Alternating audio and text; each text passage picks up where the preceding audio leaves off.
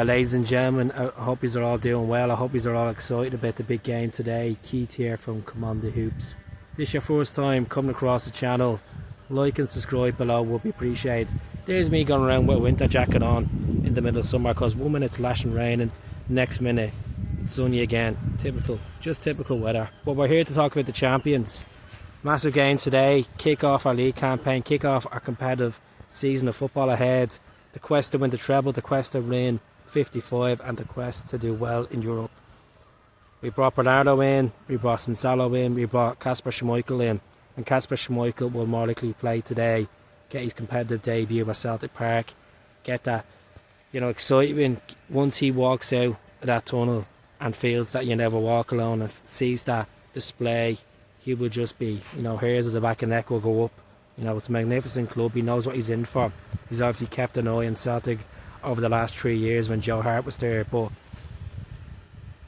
big boots to fill. At the end of the day, Kasper Schmeichel, his kicking ability is fantastic. 1v1 saves we've seen over pre-season against City and against Chelsea was absolutely outstanding, so I can't wait to see him with the number 1 shirt on, pushing that back forward up, pulling off crucial saves. Kilmarnock are not going to be a rollover today.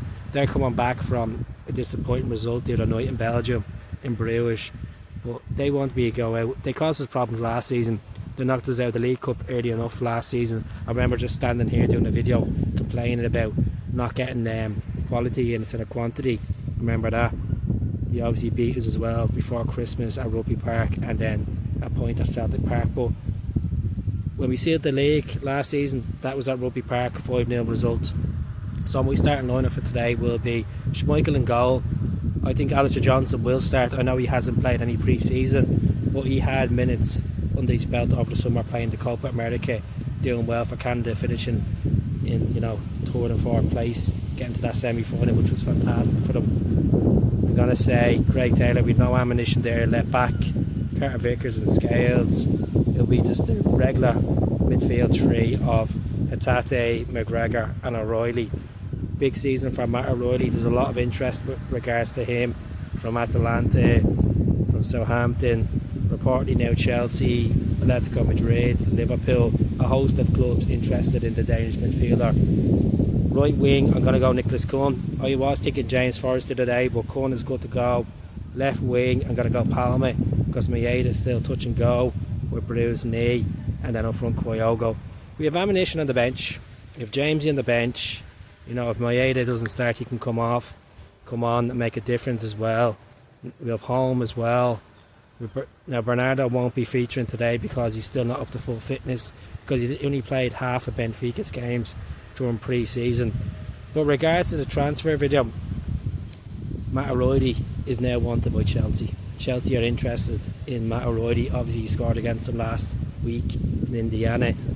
As I've made it plenty of times on the channel, we're not selling them less than 25 million. Brendan Rodgers has come out and said that clubs have put bids in for Matt O'Reilly and nowhere near Celtic's valuation and the players' valuation. At the end of the day, clubs take the Scottish Premiership for granted, the quality in the league. At the end of the day, Matt O'Reilly is 23 years of age, he's in a long contract, he's playing really well for Celtic, and I can't see him going anywhere yet unless the money is right.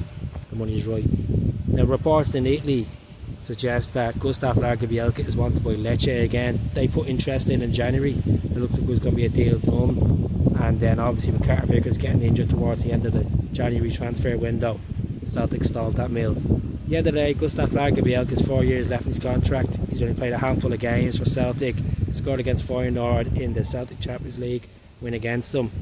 I can see him moving on. I see him and Welch moving on. I think Nawrocki is fighting for his place. He'll be back in contention, but we do need another centre back. But I wish Gustav the very best if he does move on to Serie A, or he moves off, even goes back to Sweden or wherever he goes. I wish him the best.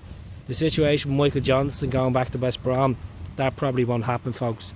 The reason was because West Brom went under new ownership over the last year, and the EFL are looking at their finances because the previous owners left them in an absolute mess. So they're keeping surveillance on their finances to make sure they don't breach any financial fair play and any breach with regards to their finances at all in the league. So I can't see Mikey Johnston going back to West Brom.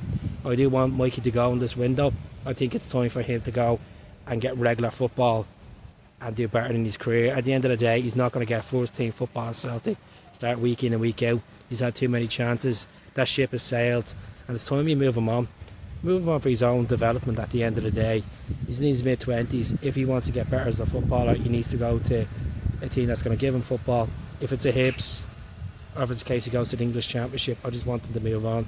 So that's really it for me today. My prediction for the game, I'm going to go 4-0 Celtic. So do subscribe to the channel.